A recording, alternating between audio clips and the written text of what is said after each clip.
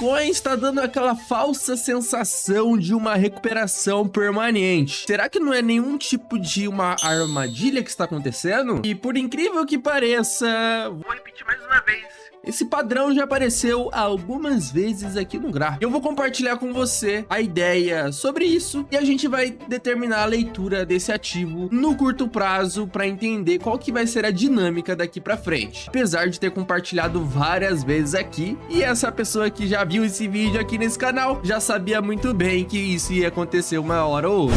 Fala, rapaziada, mais um vídeo do Gus. Estamos então agora com o Bitcoin dando aquela falsa sensação, aquele sabor lucro, mas na grande realidade não tá nem recuperando o que ele já teve de queda. Sejamos francos, né? Sejamos francos e verdadeiros aqui. E agora a pergunta que fica, o que esperar desse movimento que ele está formando agora? Apesar de estar no movimento lateral ainda, quando a gente passa esse gráfico numa hora, ele dá aquela sensação prazerosa, né? De muito lucro, com um gráfico desse jeito, mas na verdade isso é uma falsa sensação que pode te levar a uma grande ruína. E agora vamos determinar aqui o que podemos presenciar dentro desse curtíssimo prazo no Bitcoin e os possíveis movimentos para as próximas semanas. E aqui é muito simples, tá? Nem preciso prolongar muita coisa. Basicamente estamos dentro de um canal de acumulação de curto prazo e o Bitcoin ele fez a tentativa de armar um pivô de alta no dia de ontem, mas muito fraco, né? Não sustentou por muito tempo esse período aqui acima dos 68 mil dólares. Isso que foi ruim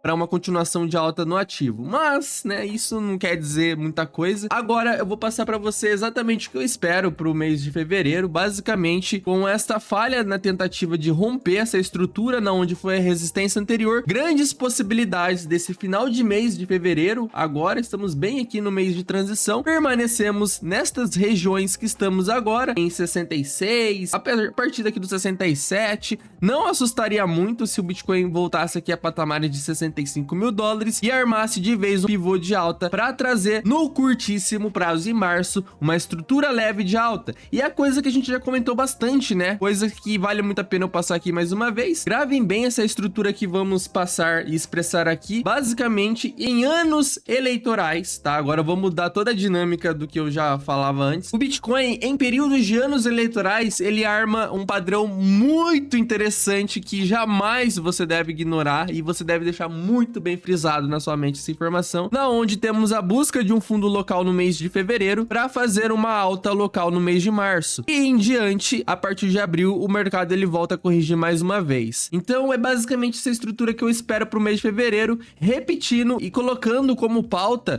os movimentos anteriores que replicaram essas informações. Então, em períodos de anos eleitorais como 2022, nós temos um fundo local em fevereiro e armamos uma alta em março. Quando vamos olhar esse mesmo perfil em 2018, é a mesma informação que nós temos. Vou dar uma expandida aqui. Nós temos uma busca de fundo local no Bitcoin aqui no mês de fevereiro e uma alta local aqui em março. E esse padrão ele vai ser estendido também desde 2014. A mesma informação acontece em períodos de anos eleitorais. Armamos um pivôzinho aqui de alta no mês de fevereiro, e aqui no mês de fevereiro uma alta local em março e depois em seguida o mercado faz o que? Queda mais uma vez.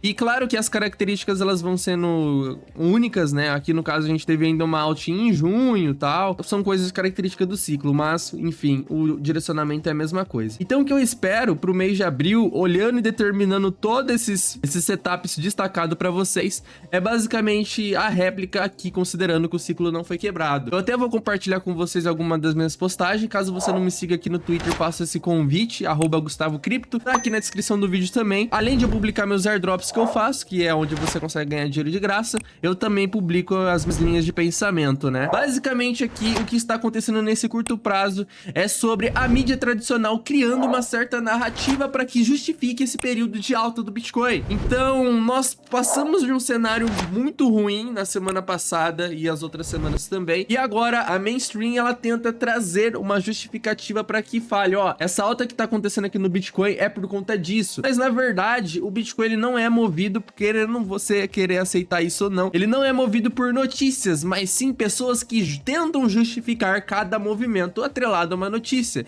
Então, basicamente é isso de você não se esquecer. Em todos os anos eleitorais, o Bitcoin caiu em fevereiro, atingiu o pico de recuperação por volta de março e depois caiu novamente em abril. Padrão repetido em 2014, 2018, 2022, agora provavelmente em 2026 mais uma vez. Então não se deixe levar pelo que os outros dizem, mantenha o foco no que realmente importa, que é você entender o movimento que o ativo vem frisando para você. Não nade contra a onda, porque se você nadar contra a onda, mais uma vez, provavelmente você vai ficar preso num ativo, num capital que você não poderia deixar e destinar ele a ficar preso. Então basicamente essas linhas de raciocínio que eu vou levando dentro dessa janela que estamos passando agora. Então é muito importante, mais uma vez, não se deixe levar porque você tá vendo postagem de alguém, porque esse alguém fica cego durante um período, seja de recuperação ou de baixa eterna. E aí, o que eu quero compartilhar com vocês sobre, mas Gustavo, qual que seria o preço justo a se pagar agora nesse Bitcoin? Bom, 50 mil dólares ainda vai estar caro esse BTC.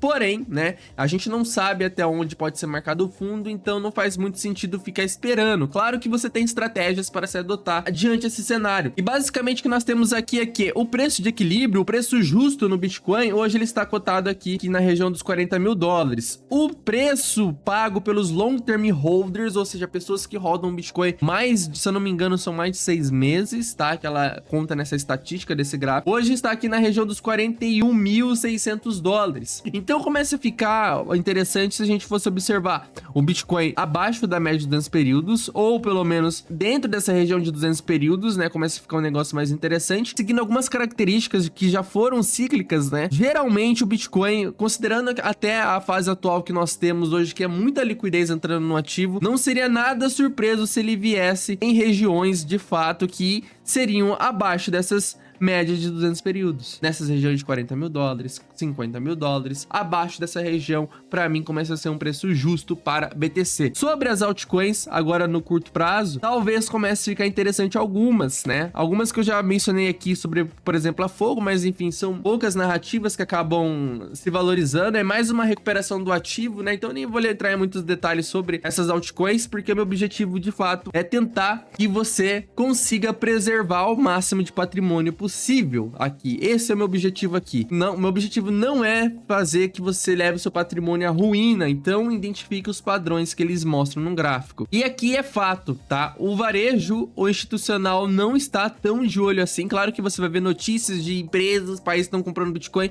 mas não tão forte como eram antes. A gente consegue observar isso pela dominância das stablecoins. Muitas pessoas observam, dominância, a dominância tá quase rompendo aqui os 58%, se romper aqui é lua infinita, mas basicamente o preço da dominância, ela vai caindo de acordo com a valorização do mercado stablecoins. A dinâmica já mudou, só que as pessoas não mudam, não atualizam o seu algoritmo, não atualizam seus raciocínios e não colocam em tese stablecoin. Stablecoin está muito em alta, hoje foi anunciado aqui que a MetaMask e a Mastercard lançou um cartão de gastos em criptomoeda com custódia própria nos Estados Unidos. Além disso, a MetaMask oferece incentivo para quem faz hold da sua própria stablecoin, a MUSD. Teoricamente, o mercado ele começa a se dolarizar aos poucos e ele segue a mesma linha de raciocínio cíclicas. Se você seguir o raciocínio certo, que é o ciclo, você vai observar que isso está acontecendo. E não tem nada de novo para você ficar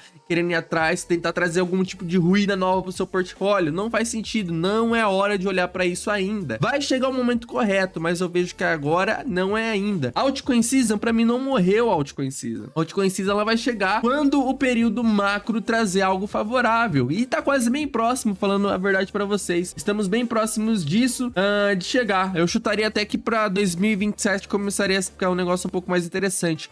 O total aqui, o market cap do mercado cripto vem embaixo, atuando embaixo, negócio muito desfavorável.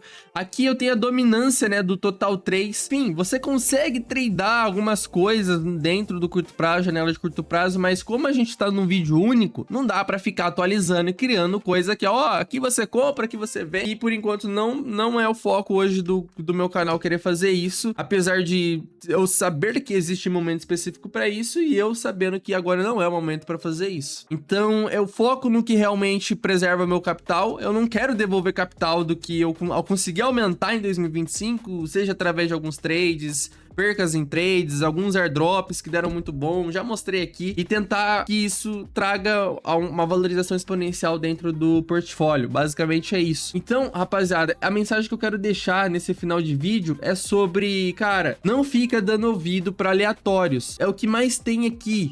Eu posso ter um número insignificante de inscrito, porém, cara, isso não determina o que eu já tive de experiência de tempo de tela e experiência com a volatilidade. Eu falo porque eu sei muito bem disso, tá? Já errei muita coisa, assumo, mas enfim, é seguir pra não ficar teclando no mesmo erro. Basicamente é isso. Então, eu vejo vocês no próximo episódio. Entendo que a gente ficou um bom período sem live, mas eu volto isso o mais breve possível. Tô tentando que isso volte amanhã. Vamos ver como é que vai ser. E eu queria só pedir em troca de todo esse conteúdo que você deixe o like, porque é muito importante demais. Se você gostou do conteúdo, se inscreve no canal também. E até o próximo episódio.